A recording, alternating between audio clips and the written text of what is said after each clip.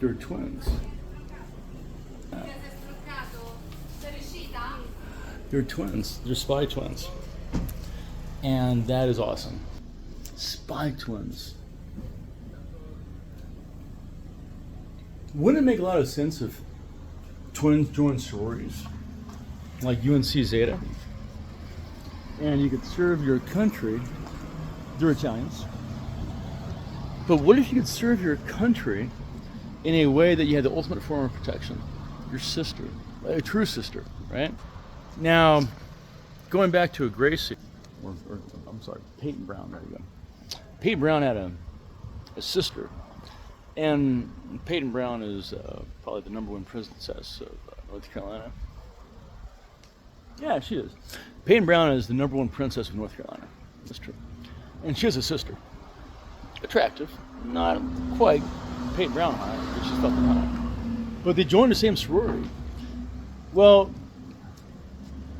what made me initially fall in admiration for Peyton Brown was this photo of her where she was winning the crown of teen North Carolina. And she was, I guess, 19 maybe. And the most evil fucking bitches in the world were in back of her looking at her with like death stares, like, I fucking hate you, you fucking whore, fuck you, I want to kill you. And I believe in the photo, Peyton Brown is actually bent over in a position of not full security, but his power and grace. But you can still see the evil fucking bitches of hating back of her, which should be dealt with, because we should have our beauty queens love each other and be a sisterhood, not a fucking competition. What the fuck? Oh my god. Honestly. Oh. Why would we take our hottest, best women and make them compete against each other?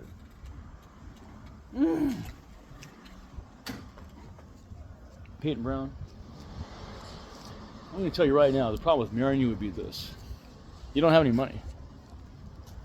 And you cost a lot of fucking money because you do beauty queen pageants. And they cost a lot of fucking money. And so the problem with marrying Peyton Brown, men of North Carolina, is that unless you got a lot of motherfucking money and patience, your entire future life is going to be around standing like a fucking fag bitch while she's the center of attention, doing photos and selfies with other beautiful women. So if you want to have a fucking shit life, marry Peyton Brown. Unless you're really fucking rich. And then it'll be cool. So you can handle really rich women. Okay? But you'll still be second fiddle unless you're amazing and a man in your own right. Okay? Hold on, bonus this. Okay? Guys, there's a mathematical formula in which you can assess yourself and a woman. There is a perfect man for Peyton Brown. There is. There's a perfect man for Gracie Hunt. Mathematically, you can figure it out. Just like mathematically, you can figure out that a corporation that owns this newspaper put that ugly fucking dog shit loser named Mike Towers with that sexy woman there, who's a disgrace and horrible, right? Mathematically, we know why the blacks that are running America on behalf of Kamala Harris and everyone else has newspapers around the world doing this. And remember, I no longer blame Jews for this. It's a Jew-owned newspaper. Ultimately, it is. But the Jews got turned, guys. Not their fault. I do believe that I've seen the scariest fucking humans in my life this past week in Costa Rica, to the degree that I think you're a fucking moron if you don't believe in vampires and scary fucking creatures that can take human bodies as hosts. Actually, that's my major takeaway this past week. But I don't blame Jews anymore for putting disgusting fucking black losers with the hottest women in the country for all the kids to see.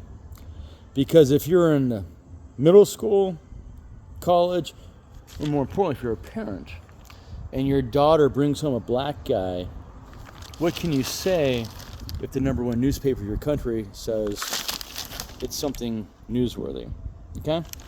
So that's how they break down the Teekans and get the Teekans to fuck disgusting loser blacks. Because they get the youth parents to see disgusting fucking loser sellouts like that woman who took money to take a black cock in her mouth. She took a contract called a guaranteed concert tour to take that black dick in her mouth.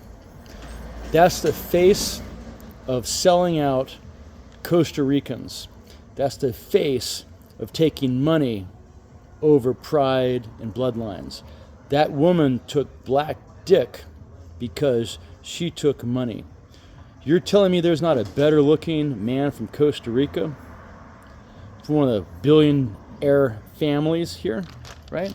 Like, that woman could have married a billionaire family of Costa Rica and could have been a darling of Costa Rica. But now every Costa Rican knows she's taking a black dick in her mouth and her asshole too.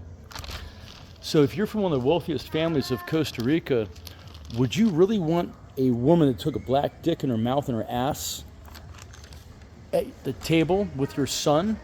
No. So if you're from Costa Rican rich families, if you've ever seen a woman with a black dick in her mouth like her, don't desecrate your Costa Rican bloodlines. Throw women like that out of your fucking houses. If you're from the richest families of Costa Rica and a celebrity woman has dated somebody like a fucking fag loser from America that's black, like that fucking shit. And here's the funny thing, I've never heard of this guy. That's how irrelevant he is. I'm world famous. I go to Bangkok, everybody knows my fucking name. This fag, Mike Towers, I would have never known his name had I not even read it. What I know is that woman is untouchable and disgusting because she took a guaranteed concert tour for a relationship to fuck a black guy so they could promote it and help young women in high schools and junior highs in Costa Rica think it's okay to not date a fellow Costa Rican, but to date a dog shit loser like that fucking black guy. Tuh. Black men are the most disgusting things in the world. And if you date one, as mentioned, you're never allowed in my fucking house. You're a whore and you're a disgrace. If you're Japanese with black, if you're Asian with black, if you're Indian with black, if you're white with black, Latino with black, you're a disgrace to everything known before God. That's my word.